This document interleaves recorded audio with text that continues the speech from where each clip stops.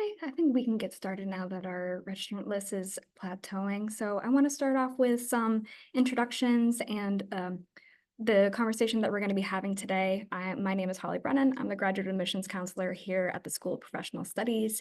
And here we have a wonderful guest, Chris Gilbody, if you want to introduce yourself. Hi, everyone. My name is Chris Gilbody. I'm the Director of Graduate Financial Aid for Brown University. Thank you. Thank you so much. So for today, our agenda is going to cover living in Providence, regional and local cost of living, some campus resources specific to Brown, and things to know with budgeting, how to improve your financial wellness. And then Chris will take over giving a broad overview of the Office of Financial Aid, how they support our master's students, the level of funding available for students. We understand this is a case-by-case basis, but Chris is here to answer any questions about the loan or FAFSA filing process. And at the end, we will have a live Q&A. You can submit your questions throughout the session. They might even be answered throughout. So we have a team of our admissions team in the background tackling the Q&A. So please use the function at the bottom of your screen, the Q&A box. We do not have a chat right now, but your questions will all be answered. And once they are, they'll end up in the answered box. I do just want to make sure that we are super transparent and upfront about what we won't be covering today. So broad overview, will not be covering information about scholarships or about departmental scholarships. So that is generally really specific to the program that you're applying to or interested in. But a lot of that information is available on our website. So our team is going to be putting in links and yeah, directing you to where those answers might be. So I think we can go ahead and get started. So living in Providence, our beautiful little campus is situated right in the middle of Providence, Rhode Island. Here, generally what we would consider broader New England. Providence is situated pretty perfectly between the major cities of New York City and Boston, as well as Hartford and Albany. We are about 20 minutes from the closest international airport in Warwick, Rhode Island, and then next to Logan Airport in Boston. While Providence is generally more affordable than these cities, it's really important to have this kind of snapshot of what the regional cost of living is like compared to major cities. And in the next slide, we can go look at the local cost of living. Providence is a really small city. It's actually only about 20 square miles and 200,000 population. So this map may seem big, but in reality, it's probably about 5 square miles of just these neighborhoods. So our campus is located predominantly on College Hill and also downtown Providence. What that looks like is a lot of our students end up living in these various neighborhoods of College Hill, Fox Point, Smith Hill, Wayland Square, Federal Hill. Personally, I actually live just outside of Providence in Pawtucket, which is only about 15 minutes from campus, to kind of give you an idea of how accessible that is. But most of our students generally end up in the city of Providence within these neighborhoods. These are all very accessible to campus between car with the Rhode Island transportation system, also the Brown shuttle system goes in between these neighborhoods that makes access to campus without a car actually pretty seamless. So I want to go into some housing pro tips on this next slide, which is a question that we get pretty often, especially as master's students.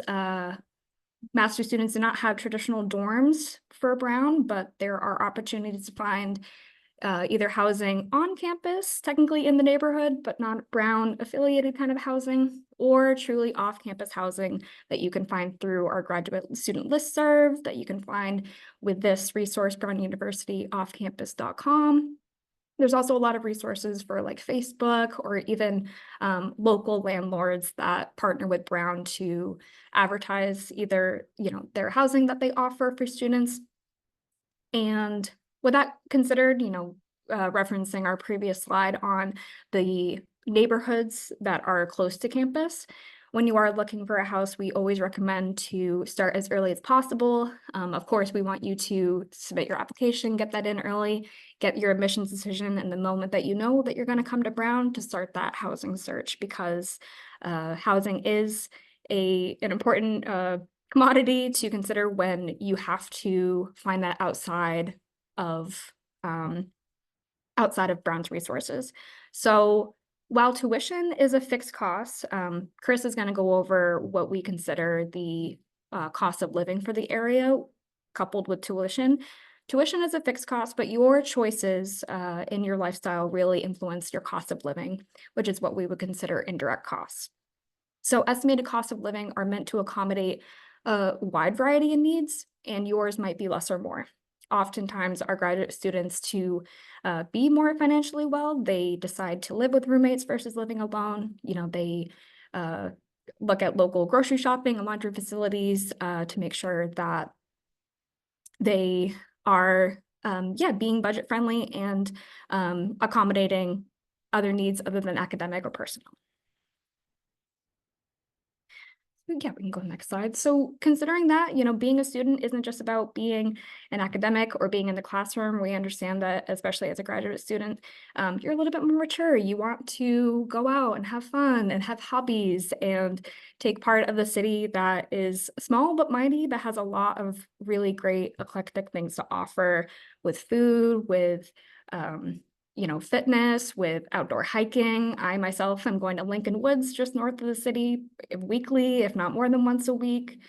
But we want, especially in the topic of budgeting, there are a number of different social events that Brown, either our master's team hosts or Brown University at large, social events that don't have cost as a barrier. Many of them are free. So those are options to partake in making friends, being social without breaking your bank. And yeah, with that being considered, just being realistic about your spending. As a graduate student, you know, we assume that you're probably working part-time, if not full-time, outside of being in the classroom. So we do have some other budgeting resources to share on this topic in the next slide. So as far as specific campus resources that we offer and things to know as a graduate student, a huge resource that even I use as a staff is our Bear Bargains discounts list. This list is not exhaustive to all the opportunities that the Bear Bargains can give you, but they have a wide range of accommodating needs from fitness to wellness to food and clothing.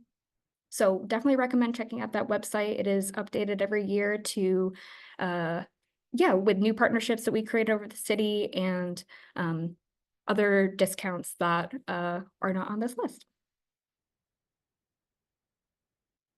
And then just broadly overview, banking and budgeting tips is always really wise, and we always recommend to create a budget and stick with it. So looking at your estimated monthly income, looking at your fixed expenses, such as your rent, utilities, payments for your home or your car, and then looking at variable expenses like groceries, going out, some of those indirect costs that we were talking about, as well as unexpected expenses. So, you know, people get sick, you need to travel home. If you're not from around the area, you might need to take a plane to visit your family in an emergency, or you might go to a conference or might have an opportunity for professional development within your program. So we have some suggestions for budgeting apps. There's a lot of free ones that you can find either online or on your phone. One of them that we recommend is youneedabudget.com. And I think we can go to the next slide. There's other creative ways to save money. The Brown Shuttle, as I mentioned, is free to all students, as well as the RIPTA, the Rhode Island Public Transportation Authority, that is free ridership throughout all of Rhode Island, not just to limited to Providence. And that is super accessible between all the neighborhoods that I mentioned before. And especially too, I mentioned, but I'll just repeat, our Master Student Affairs team also hosts several events over the course of the year, ranging from wellness to yoga to Donuts with the Dean. Opportunities that are, you know, where cost is not a barrier. Always ask about a student discount. Being in Providence with, few other universities, it is a pretty college-centric kind of city, so don't be afraid to ask for student discounts. They're probably there if they're not posted. Consider getting a roommate too. It's the direct cost of living is, the highest when you consider living alone, or especially in a luxury apartment. So there's always graduate students, especially come admitted student time, where they're looking for other students, other people coming to campus that are looking for roommates. So there's definitely opportunities to find that come the springtime if you are submitting your application for the fall. And also just minimizing subscriptions. We all have Spotify, we all have these various New York Times game subscriptions, and just being really, with high discretion, seeing what is considered essential, what is considered unnecessary when you're looking at your financial wellness. And just briefly, since we get a lot of questions about employment on campus, there is an opportunity, whether you're a dining services worker or a research assistant, to gain employment on campus through Brown. Generally, those jobs are available once you're enrolled. So truly, once you get your admission, you submit your enrollment deposit, you attend orientation, your first week of school, you can find those jobs on our platform Workday, as well as through our student employment office, which is run by University Human Resources. They run an electronic bulletin board for opportunities both on and off campus. Just a kind of quick overview too of what this looks like in terms of payment. These are not tuition waivers. They are not, stipends. They are hourly positions where you receive either a weekly or biweekly paycheck. With that said, it is open to all Brown students, but international students should be aware that there are certain limitations based on visa. So international students are limited to working 20 hours a week, and they will have to provide a completed I-9 form and a social security number. The Student Employment Office, thankfully, is able to assist you with all those processes once you are an admitted student. And yeah, just one other note about that, even though international students are formally limited to 20 hours a week, we generally advise most of our graduate students to not be working much more than that either, to have a healthy balance with, coursework and also your life outside of school. So from there, I think I will hand it over to Chris. All right, thank you, Holly. All right, Bryce, could you go to the next slide, please? And so really, I like to start by telling you about our location. So if you're on campus and have questions, you can always stop into our office. We're located in Page Robinson Hall on the second floor. The location is 69 Brown Street. And our email address is what you're seeing on the screen now, gs_financial_aid@brown.edu. This is monitored by myself and the grad school team in the financial aid office to help make sure that you're getting your responses as quickly as possible.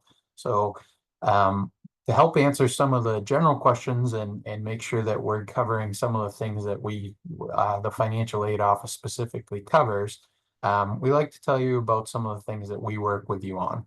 So if you're having trouble or difficulty completing your FAFSA for any reason, you can always reach out to our office. We're happy to help you with that. If you have questions about your cost of attendance or the budget associated with your cost of attendance, that's also something that we can help you with.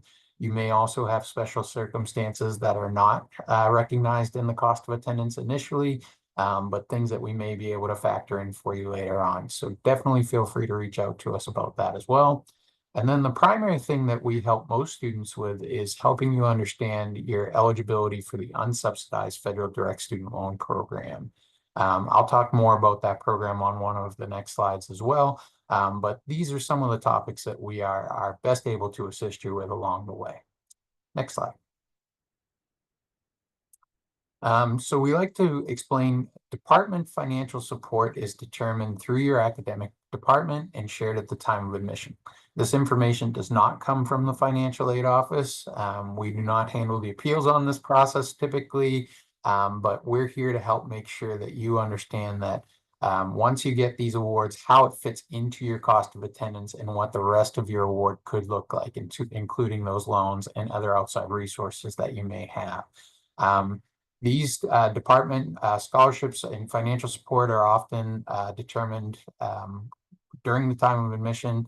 and they're usually considered final. So normally when you receive those, they are considered final. And after this aid is offered, that's when we look at your determine your eligibility for federal student loans. And that's when we're looking at your general eligibility as a U.S. Citizen or permanent resident. Next slide. So the FAFSA, the free application for federal student aid. So many of you probably heard about some of the delays with the FAFSA this past year. So we are expected to have the new FAFSA for 25-26 as of December 1st of this upcoming year. If anything changes, we'll make sure that that's posted clearly on our website and that communications are sent out. But that's when the application will be available to you. The FAFSA is available for U.S. citizens and permanent residents only. And this is a form that you fill out as a graduate student to see what your eligibility is for the unsubsidized federal direct student loan and the graduate plus loan. Both of these I'll discuss a little bit more in the next slides as well. In terms of how to apply, it's an online application. It's actually streamlined, so the average person can fill out a FAFSA in about 10 minutes now, which is really fantastic. It links directly to the IRS to pull in a lot of information. So it actually made the process a lot simpler and should be readily available for you in the near future. To make sure that your information gets to us, you want to make sure that you include Brown's University Graduate Code. When you search, this will also pop up, but the code is E00058, and that will make sure it gets processed directly by the graduate team. Next slide. So this is probably the slide most people are interested in. So this is a general estimated cost of attendance for a standard tuition program. This is gives you an example of 8 courses. Most of these programs, you will take 8 courses over the course of 2 years. This isn't a cost that you'll see upfront for most of these programs, but this is just a general cost of attendance to give you an idea of what this looks like. I'll actually post a link in the chat to give you a link directly to the cost of attendance for individual programs as well. But this just gives you a good idea of what the overall tuition looks like for 8 courses. It's a per credit rate. There are fees, so the mandatory fees are broken down over the course of a year and what that would look like. And Brown does offer health insurance. The health insurance can be waived if you have comparable coverage, but the health insurance is a great insurance to help cover some of your expenses when you're in the area. Those are the things that we call direct cost. So these are the things that you'll actually see on your bill. So when you receive your bill, which can happen up to 3 times a year, that's usually fall, spring, and summer, depending on your programs, then this is split based off the courses that you have and the fees that you receive over those semesters. The indirect costs are actually the costs that are more up to you. These are the costs that you're going to have more control over, including your housing, meals, personal expenses, and then books and transportation, those types of things. Altogether, if you add up your direct and indirect cost, we estimate that your total cost for the program would be about $105,946. This doesn't include any support, obviously, or those loans that we were talking about earlier. But this is just to give you a ballpark figure. The link that was just posted in chat will give you much more specific information about per credit rates, what your total cost of attendance for each individualized program will look like if they fall outside of the standard enrollment pattern. And it's just really helpful to give you some general information about the cost. Next slide, please. So the unsubsidized federal direct student loan, you've heard me refer to that a few times now. So this is the loan offered when you fill out your FAFSA for graduate students. You've probably heard the term subsidized or unsubsidized loans. Subsidized loans are not available to graduate students. It's only available to undergraduate students. And what the difference is between subsidized and unsubsidized, it means that your interest is accumulating while you're enrolled in school. So after disbursement hits your account, interest starts to accumulate. I posted the interest rate for this year for 24-25 just to show you what the rate looks like right now. It's 8.08% with an origination fee of 1.057%. So what that means is if you borrow $10,000, the Department of Education charges basically a 1% fee that will cost $106 out of that net disbursement. So you'll actually receive $9,894 towards your charges on your account if you borrow this loan. This loan is not required. You do not have to take this option, but it tends to be one of the stronger options for many folks. Interest rates are determined every summer. So normally by June of each year, we have the interest rates for that upcoming academic year. That applies to both the unsubsidized direct student loan and also the Graduate Plus loan, which again, I'll talk about on one of the next slides. Next slide, please. This is just to give you a breakdown of how this fits into your cost of attendance. So what we take is your total cost of attendance based off of your enrollment pattern. We subtract out any department support that you may have received. We also subtract out any outside scholarships or outside aid that you may have received. So if you receive a fund from your employer, that would be deducted. Any other scholarships that you may have applied for would also be deducted. And basically whatever's left over is what you're eligible to borrow for the program. And so we look at that as pretty much the cap on what you're able to borrow for the semester, unless you have those special circumstances I noted earlier where your cost of attendance may need to be tweaked to reflect your particular circumstances. Again, this is just to give you a breakdown of how that all works, but we'll give you a good idea of how to calculate your loan eligibility overall. Next slide. And then we always like to tell people that your loan eligibility is a moving target. So it's very important to communicate to the Office of Financial Aid if you have any changes in your enrollment. Because we're a per credit tuition rate, you could very well have changed one course and that could either add or subtract to your cost of attendance, which impacts your tuition charges and could impact other things as well. So having that information helps us make sure that we're not over awarding you or that there's not enough space in your cost of attendance, and really make sure that we're giving you an accurate award. So anytime you have any major changes to your cost, you should also talk to financial aid to make sure that everything is reflected correctly for you. Next slide, please. We also work very closely with Student Financial Services. So we call them our partner office. Student Financial Services is actually the office that sends out your billing. They actually do a lot of the loan processing. They handle a lot of the actual back-end processing for these items, where our office, the Office of Financial Aid, calculates and offers the loans for you and makes sure that they do fit into your cost of attendance. So essentially, financial aid is figuring out what your costs are and what you're eligible for. And then Student Financial Services manages the billing and the back-end processing on a lot of it for you. All right. If you have questions related to billing and those types of things, they have their own email address.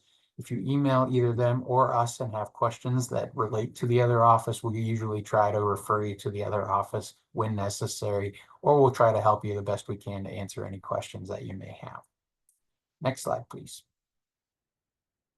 They also have some really great tools on their website, so I highly recommend taking a look at this site. They have some calculators on there to help kind of give you some estimates of what your total loan repayment may look like.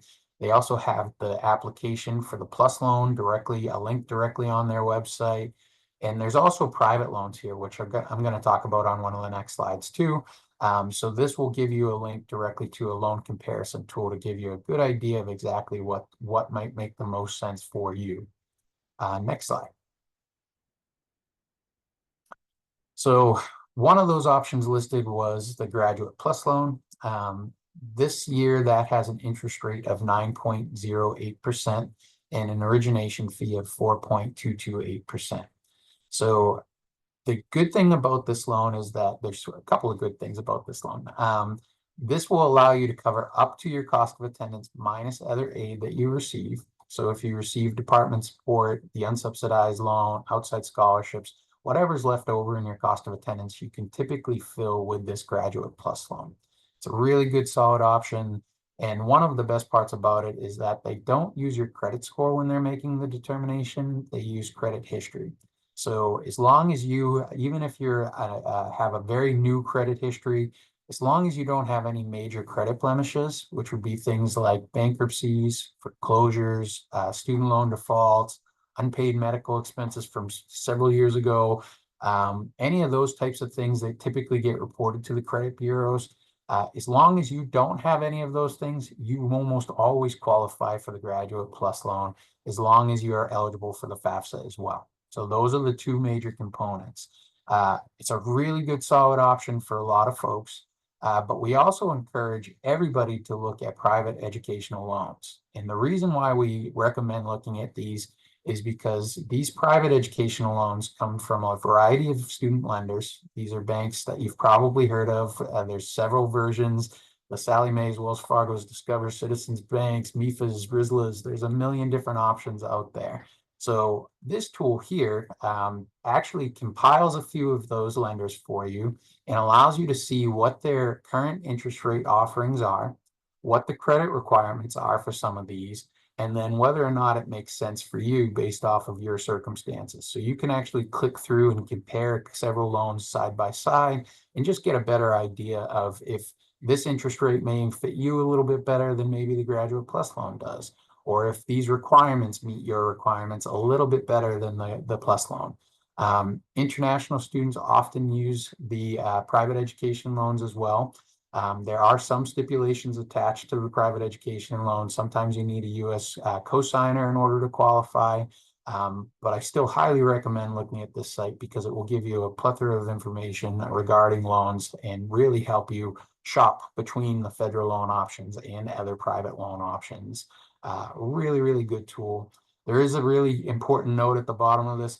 Even though we have a tool, we are not trying to shy you away from another option. So if you have a loan company that you've worked with before that offers student loans, Brown works with all of them. So we're not trying to dissuade you from using them. We're not telling you you can't use them.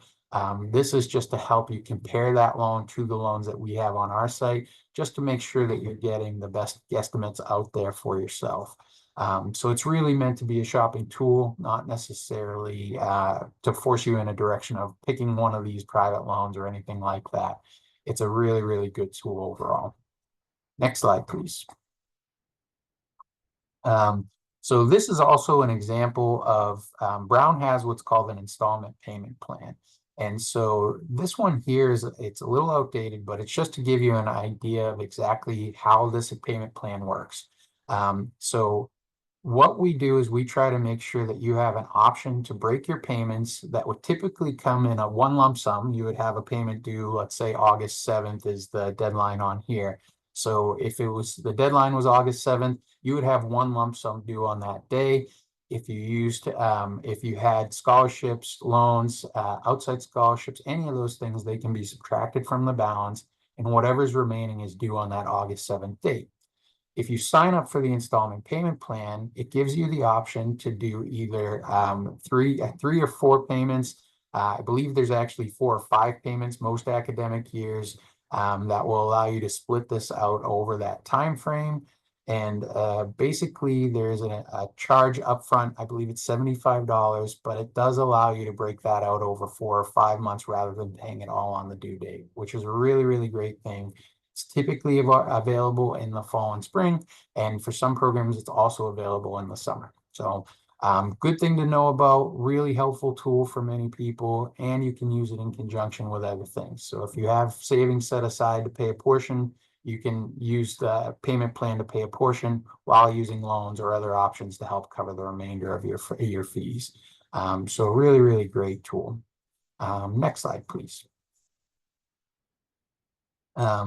Loan disbursements and paying your bills. So this is all just really helpful information. It will be particularly important once you get here. But Brown has a refund process that is usually done by direct deposit. We usually ask students to request their refunds. So if you have money that is due to you above and beyond your tuition and fees to help cover some of those indirect expenses, you can request those funds back, and they will essentially allow you to, they will disperse this to your bank account, and you can use those to help pay for things like room and board and those types of things. The process is all listed here, but the biggest caveat, the reason why we post this on here is because we like to make sure that everybody knows that if you're trying to use these funds for things like room and board and that type of stuff, we want to make sure that you know that these funds typically aren't available until classes begin. So you want to plan for that first month very carefully. So you may want to have some savings set aside or have a plan in place to make sure that that first month is covered. You will then get the refund and we'll be able to use that for some of those additional expenses. But that first month can always be a little bit trickier. So we like to make sure that you're prepared for that as well. So good thing to keep in mind when you're planning in advance for the program that you're planning to attend. Next slide, please. And then most importantly, really just like to make sure that we are very much available to you if you have any questions. The email address, like I said, is the best way to reach us, gs_financial_aid@brown.edu. We're happy to help guide you the best way we can. If we don't have the answers, we will try to point you in the direction of the folks that can. So never hesitate to reach out to us. We're absolutely happy to help you along the way. And next slide. Thank you, All right. Chris, for that. That was all really lovely and informative information. My pleasure. So I see that we have already some questions that I'd love to answer live, because I think that it would help the general audience, and also Chris, need your support on some of these questions. So let's just start up from the top. To reiterate what I mentioned with on-campus jobs. So are there opportunities for master's students to work as a TA or an RA? And if we do, are there any form of tuition reimbursement? So none of the on-campus opportunities will be in a tuition waiver or tuition reimbursement. Again, it will be like a paycheck, like a job that is outside of your payment for your tuition. As far as the availability of those jobs, it is super dependent on really what class is being held that semester, what openings are on campus. I'll say that there are reoccurring jobs and opportunities throughout the year. However, as a TA, you generally won't have that opportunity to help with the class if you've not taken it yet. So generally in your second semester, you might have that opportunity if you build a great relationship with the professor. Research assistantships also available, not offered by every department. So really, it's more of a broad overview to say that these opportunities do exist, that they are real. But once you are a student, that door opens much more broadly than right now as a prospective student, not quite enrolled. So again, that's not a tuition reimbursement. It is a separate paycheck.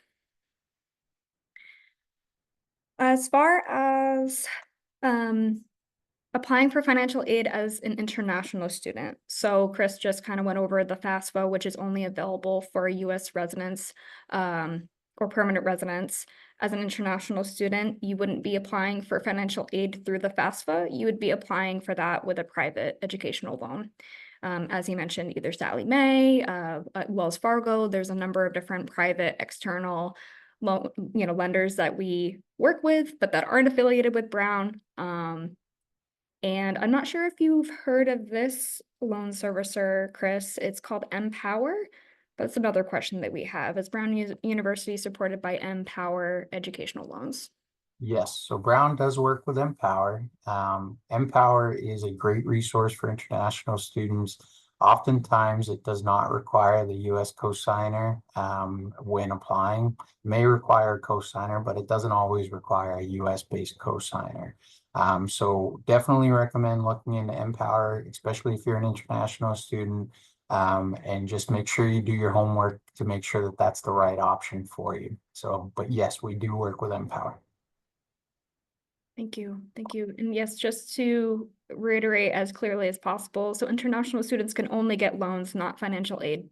Yes, what we would consider financial aid with the FAFSA, that is through the government, and you would not be applicable for that as an international student. International students do, we do accept external scholarships or funding. So if you don't want to take out loans, there's other opportunities. But as far as what is considered financial aid for international students, it's generally loans. Yes, private loans.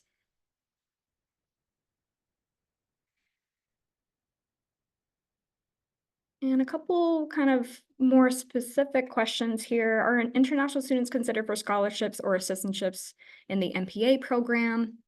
We wouldn't be able to speak on program-specific funding, unfortunately, in this session, but I would highly recommend maybe if someone can grab a link for the MPA website and just provide that for this question. Most of that information is readily available online.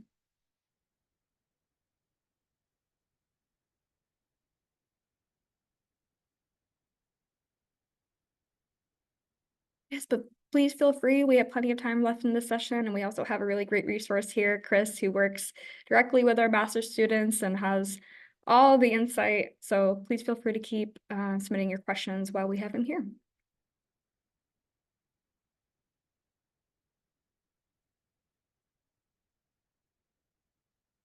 I'll say too, for in the spring, we usually host a sister session basically to this, where we speak a little bit more directly to admitted students in the event that you apply and that you are admitted.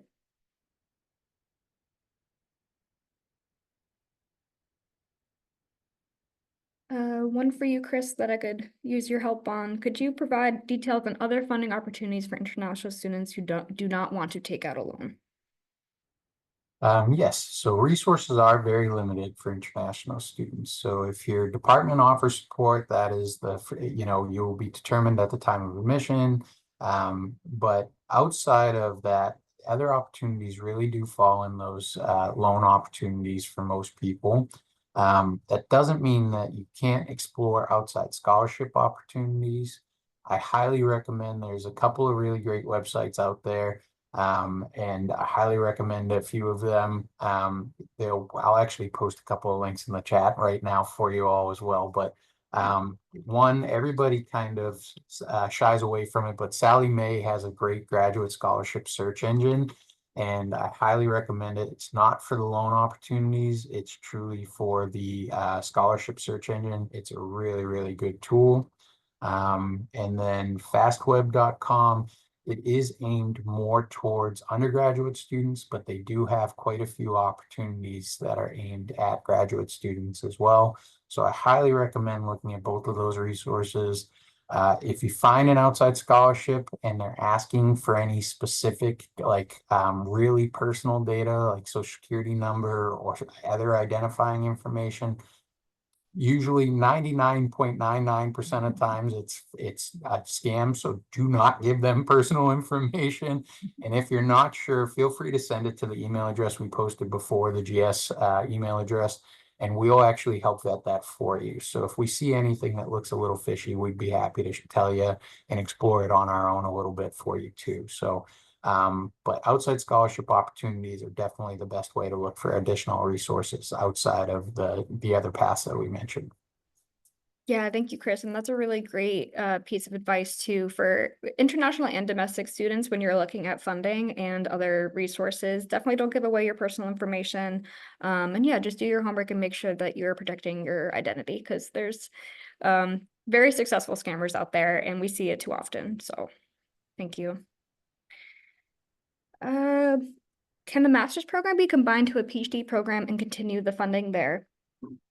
Generally, this is not the kind of process that we would normally see. So this session is really focused on master's student funding.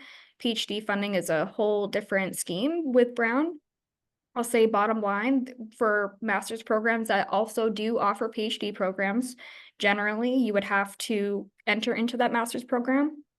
And while you're in there, you're actually applying externally, technically, to the PhD program. So many students do end up going that track. If they first don't get into the PhD, they start with the master's and then they transfer into the PhD. But it's not a guarantee. It's still a separate application as if you were an external applicant, not internal to the department. And what that funding would look like would really depend on if you got that PhD admission and funding from there. So our PhD programs are pretty healthily funded. It's a different, structure than our master's funding totally. So I can't speak too much more off that, but it is an external process.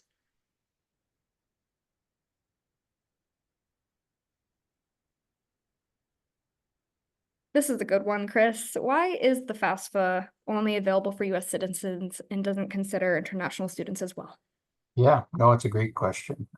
So The FAFSA is all funded through basically government funding, which is usually U.S. citizen tax raised dollars.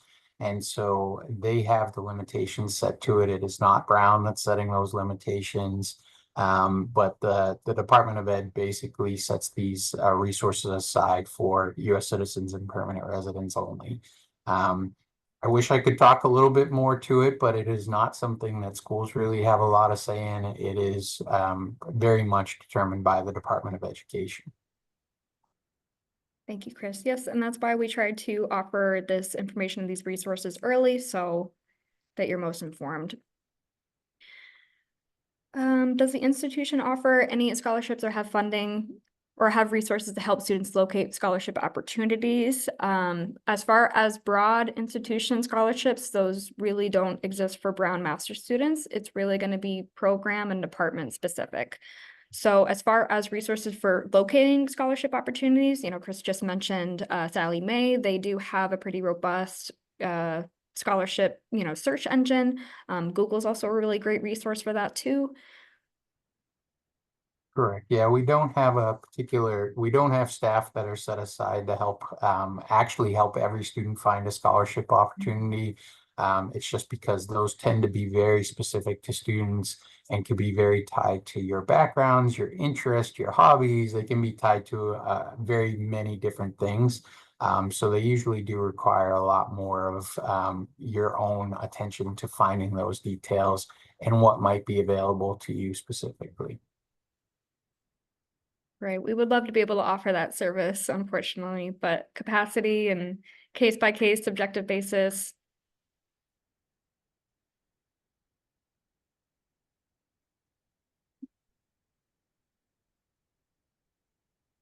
I have a question in the chat here. I'm not sure what this acronym stands for. Are ECAs help to get a scholarship? If you want to reword that or ask again, would love to answer your question. I'm just not sure what you're asking there.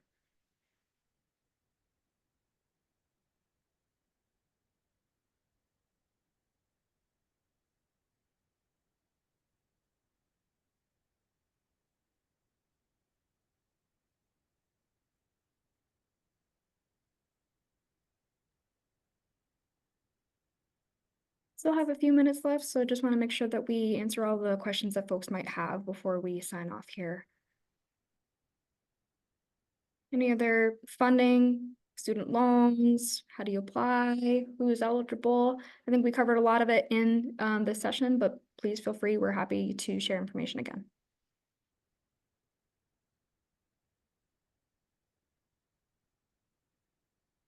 Mhm.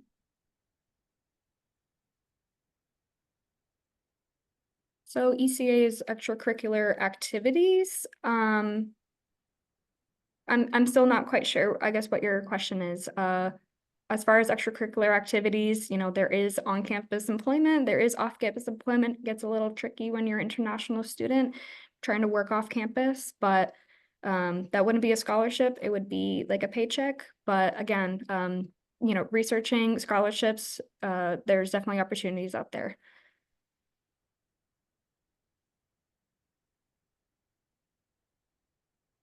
So school loans aside from FAFSA, do international students qualify? International students will pretty much qualify for any, loan given that they meet the requirements other than the FAFSA. So private educational loans, typically, just as long as you provide the right information, you will qualify, but it won't be the FAFSA.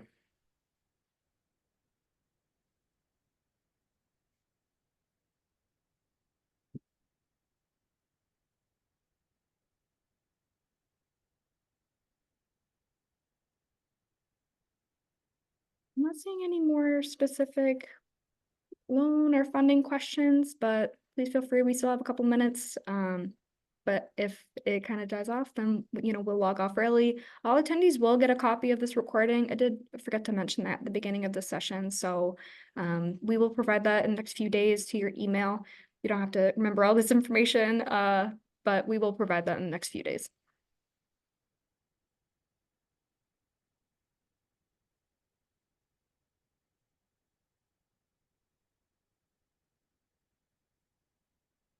So yeah, I'm going to just answer this one last question. If we don't have any other funding opportunity kind of questions, then we can probably log off. But we do have, maybe this person just signed in a little late. Do we fill a separate application for the financial aid? Yes, yes, it is all separate. It is not tied to your admission or your application for admission. Whether you're an international student or a domestic student, there is a separate application for financial aid. What that looks like, if you're a domestic student or, US permanent resident, that'll be the FAFSA. Otherwise, it'll be an external private loan.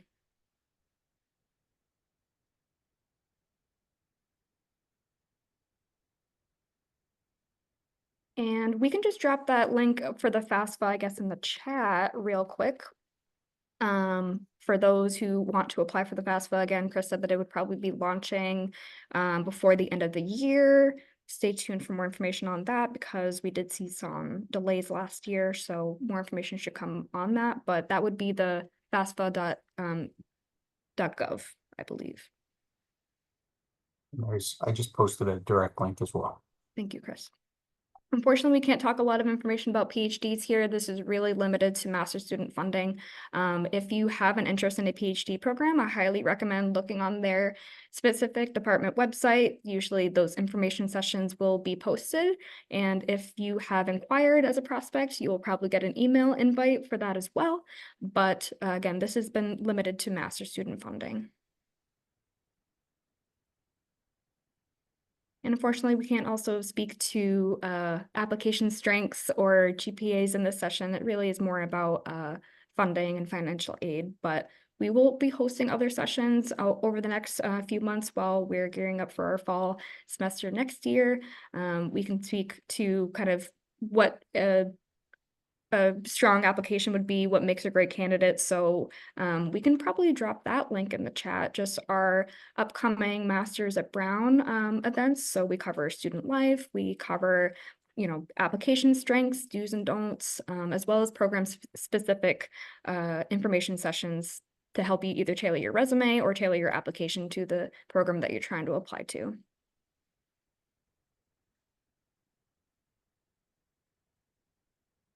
Ooh, good question. Concerning the Graduate Plus loan, is there a deadline to apply? So no, you can actually apply for the Graduate Plus loan throughout the whole academic year. Usually what I recommend is you want to apply at least 2 weeks before your bill is due, just to make sure that that funding comes in time and make sure that it's processed in time for you. So although there's not a specific deadline, 2 weeks in advance is my recommendation just to make sure it's processed. Perfect, thank you. A lot of really great questions.